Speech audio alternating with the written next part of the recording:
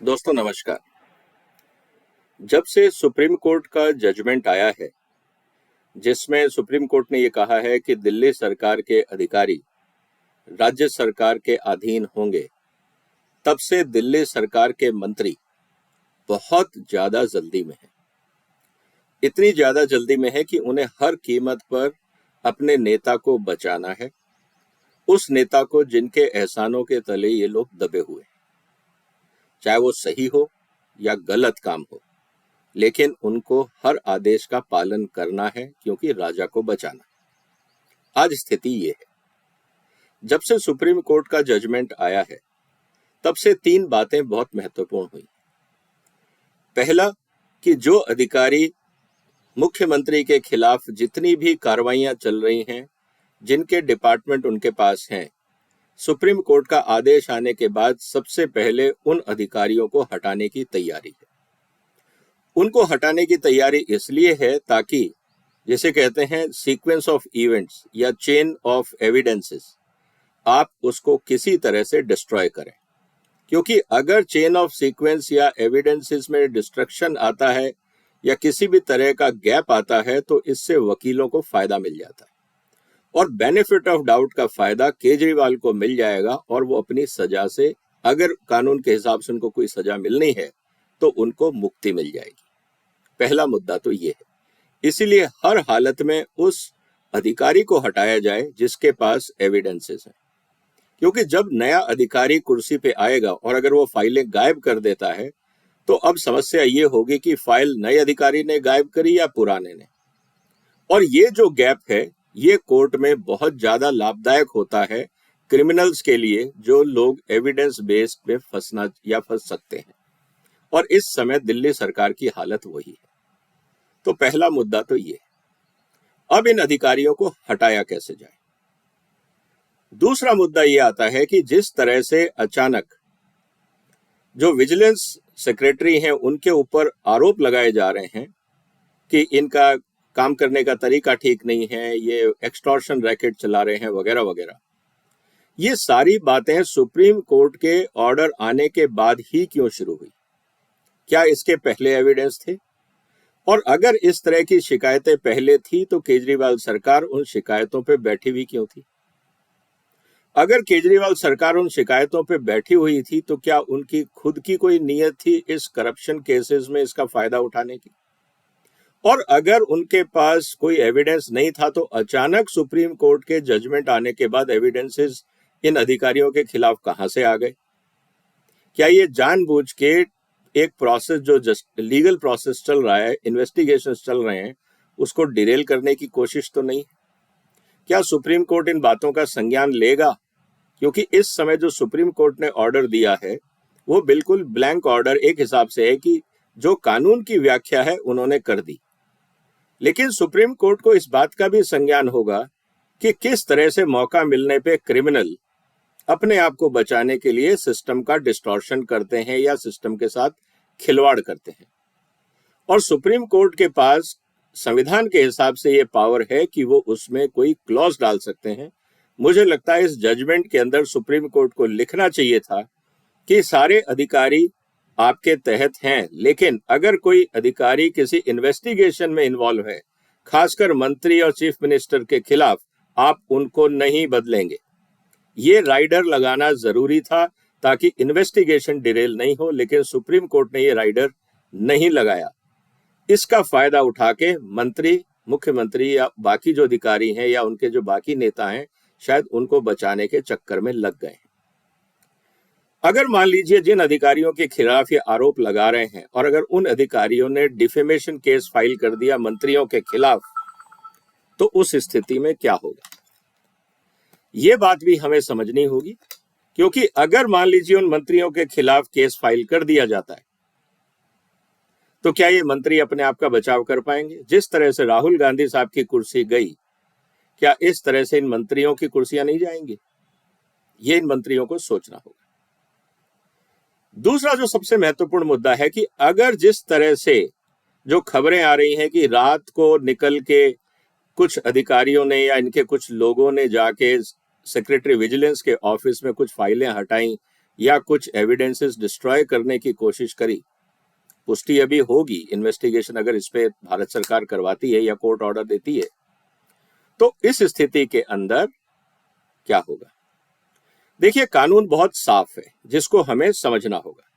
भारत सरकार की जो आईपीसी है, इंडियन पीनल कोड, उसमें यह बहुत साफ लिखा गया है कि अगर आप किसी भी तरह के एविडेंस के साथ छेड़खानी करते हैं, मैं आपकी जानकारी के लिए बता दूं कि एक चैप्टर है आईपीसी का जिसका नाम है chapter 11 of false evidences offences against public justice. अगर कोई न्याय की प्रक्रिया में बाधा डालता है तो उसके खिलाफ कार्रवाई हो सकती है। अब इसमें कोई भी हो सकता है। जिन अधिकारियों को ये नॉमिनेट कर रहे हैं कि आप जाइए और एविडेंस को डिस्ट्रॉय करिए या मैनिपुलेट करिए, जो भी करें, और बाद में ये पता लगता है कि ये एविडेंस छेड़खानी की गई, अधिकारियों ने की, और अधिकारी अगर ये बोल देते हैं कि हमने मंत्रियों के कहने पे करी, तो इन कानूनी प्रावधानों के तहत ये काफी सारी क्लॉज है, मैं डिटेल में नहीं जाऊंगा, लेकिन ये बात पक्का है कि इसमें अगर कोई भी छेड़खानी की जाती है एविडेंसेस के साथ, तो कानून के हिसाब से 2 से लेकर 7 साल की सजा है। तो जो अधिकारियों को ये कहेंगे कि आप जाइए और कानून के एविडेंसेस के साथ छेड़खानी करें, आपको क्या लगता है कि जब उन अधिकारियों से पूछा जाएगा इन्वेस्टिगेशन में कि आपने किसके कहने पे ये सब किया, तो कहेंगे जी मंत्री जी के कहने पे। तो निश्चित रूप से मंत्रियों के ऊपर ये केस होगा, और ये मंत्रियों के ऊपर अगर केस होगा, और जो दिख रहा है कि अचानक जो तेजी आई है मंत्रियों की एक्टिविटीज में, तो ये मंत्री भी जेल जाएंगे। कम से कम 2 साल, अधिकतम 7 साल। अगर आप 2 साल जाते हैं तो अगले 2 साल के बाद अगले चुनाव आप लड़ नहीं पाएंगे 6 साल तक। मतलब इन मंत्रियों का भी पॉलिटिकल कैरियर खत्म हो गया। इसीलिए इन मंत्रियों को यह समझना होगा कि जिस केजरीवाल ने अपने बच्चों की कस्में खाई और उसका सम्मान नहीं किया, जिन दोस्तों के साथ मिलकर आम आदमी पार्टी बनाई, उन सबको धक्का मार के निकाल दिया। 2 मंत्री जो ऑलरेडी क्रिमिनल कॉन्स्पिरेसी के तहत जेल में हैं और जिन्होंने खिलवाड़ करी, चाहे वो मनीष सिसोदिया हो, सत्येंद्र जैन हो, वो जेल में हैं। और केजरीवाल साहब उनके समर्थन में, अगर वो इतने ईमानदार हैं, तो केजरीवाल साहब को तो रोज धरना देना चाहिए, क्योंकि आप न्याय के लिए लड़ रहे हैं। लेकिन केजरीवाल साहब सिर्फ हफ्ते 10 दिन में एक छोटा सा प्रेस स्टेटमेंट देते हैं और फिर गायब हो जाते हैं, क्योंकि केजरीवाल को यह भी पता है कि इन दोनों मंत्रियों के घर भी कांच के बने हुए। अगर उन्होंने केजरीवाल का मुंह के खिलाफ मुंह खोला, तो केजरीवाल को पता है कि सबसे पहले ये 2 मंत्री हमेशा के लिए जेल जाएंगे, क्योंकि इन पे और कई केस लागू हो जाएंगे। तो केजरीवाल ने अपने मंत्रियों को अपने जाल में फंसाया। अब स्थिति है, जो 2 नए मंत्रियां हैं, ये क्या कर रहे हैं? जैसे आते ही मार्लिना ने एक चिट्ठी इशू करी कि जेल के इन्वेस्टिगेशन, आप मतलब एलजी इन्वेस्टिगेशन कैसे दे सकते हैं केजरीवाल के घर के खिलाफ। उस पर तुरंत उन्होंने कार्रवाई करी, लेकिन कानून आधा पढ़ा, पूरा नहीं पढ़ा, जिसकी व्याख्या मैंने करी कि क्यों मार्लिना का चिट्ठी गलत है, पूरी बात नहीं बताता है, मिसलीड करता है। वो आप मेरे पुराने वीडियो में देख सकते हैं, मैं उसका लिंक डाल दूंगा। दूसरा, सौरभ भारद्वाज जिस तरह से जल्दी में है और हर अधिकारी पे आरोप लगा रहे हैं, तो कल को डिफेमेशन केस प्लस एविडेंस से छेड़खानी, इन दोनों के तहत कार्रवाई हो सकती है। केजरीवाल को कोई फर्क नहीं पड़ेगा, उनका लाइफ का एक ही मकसद है कि किसी हालत में कुर्सी बचनी चाहिए। इसीलिए उन्होंने शीश महल बनवाया, ये सोच के कि अब अगले 15-20 साल तक तो मैं आराम करूंगा, और तब तक इतना शायद संपत्ति और बन जाएगी कि एक ऐसा शीश महल हम बाहर कहीं और बना लेंगे, चाहे देश में या विदेश में। क्योंकि आदमी की हकीकत तब पता लगती है कि जब वो रिटायर होता है। उदाहरण के लिए, आज लालू जी के पास ये संपत्ति जो आई, ये कहां से आई? क्या उनकी कोई फैक्ट्री चल रही है? क्या उनमें कोई ऐसी काबिलियत थी उनके परिवार के किसी सदस्य में कि वो इतनी बड़ी पूंजी इकट्ठी कर सके? तो आज हमारे यहाँ पे पॉलिटिशियंस को पता है कि जब बाकी पॉलिटिशियंस का कुछ नहीं हुआ, कोर्ट्स और सरकारें किसी करप्ट पॉलिटिशियन का कुछ नहीं बिगाड़ पाई, तो हमारा क्या बिगाड़ लेंगे? सुप्रीम कोर्ट को ये बात समझनी होगी, हाई कोर्ट्स को ये बात समझनी होगी कि आपके सिस्टम में और जजमेंट में जो गैप्स रह जाते हैं, उसको एक्सप्लॉइट करके ये सारे करप्ट लोग बच जाते हैं। तो सिर्फ एक मुद्दे पे जजमेंट देना सही है, लेकिन उसके इम्प्लीकेशंस क्या होंगे? क्या ये रॉन्ग प्रेसिडेंस खड़ा कर रहा है, या ये जानबूझ के जो जजमेंट दिए जा रहे हैं और दूसरे बीच में जो गैप्स रह जाते हैं इन जजमेंट्स के कारण, इसका फायदा लॉयर्स उठाते हैं और अपने क्लाइंट को बचाते हैं? क्या सुप्रीम कोर्ट और हाई कोर्ट ऐसे मुद्दों पे जहां पे समाज और देश हित की बातें हों, क्या वहां पे कॉम्प्रिहेंसिव जजमेंट नहीं देना चाहिए? क्योंकि कॉमन लॉ में तो यही प्रेसिडेंस है कि अगर कोर्ट को लगता है, जैसे सुप्रीम कोर्ट को लगा कि नहीं, इस जजमेंट के बाद उन अधिकारियों के साथ भी बेइंसाफी हो सकती है जो केजरीवाल या उनके मंत्रियों के खिलाफ इन्वेस्टिगेशन कर रहे हैं, तो कोर्ट ने अपने जजमेंट में उन अधिकारियों को प्रोटेक्शन क्यों नहीं दिया? अधिकारी निश्चित रूप से सरकार के को रिपोर्ट करें, कोई दिक्कत नहीं है, लेकिन जब सरकार के मंत्री और मुख्यमंत्री खुद कटघरे में हो, जिनके खिलाफ इन्वेस्टिगेशन चल रहा हो, उनको प्रोटेक्शन कौन देगा? तो इसी जजमेंट में इस तरह के प्रोटेक्शन क्लॉज डालने चाहिए।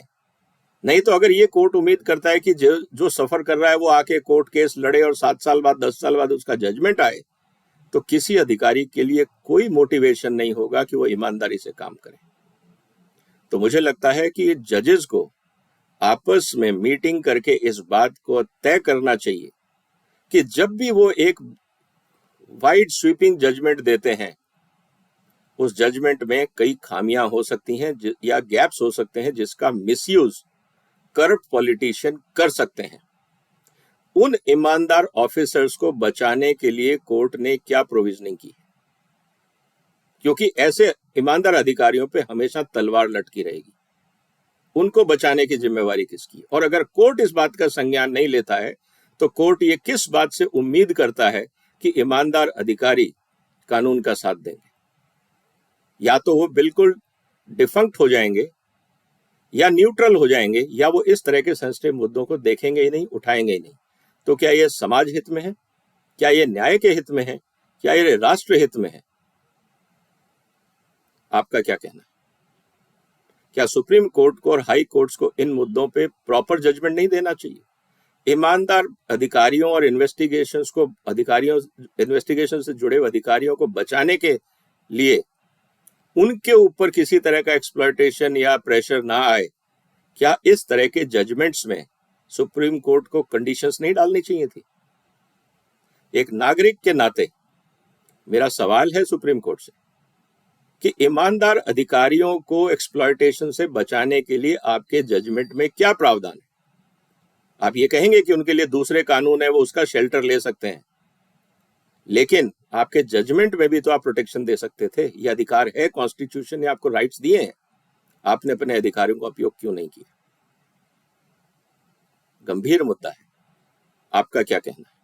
कमेंट बॉक्स में लिखिए। इस चैनल को सब्सक्राइब करिए, इस चर्चा को शेयर करिए, क्योंकि राष्ट्र हित में जागरूक नागरिक बहुत जरूरी है। हम सबकी जिम्मेवारी है कि हम अपना इफेक्टिव रोल प्ले करें और जनता को जागरूक करें।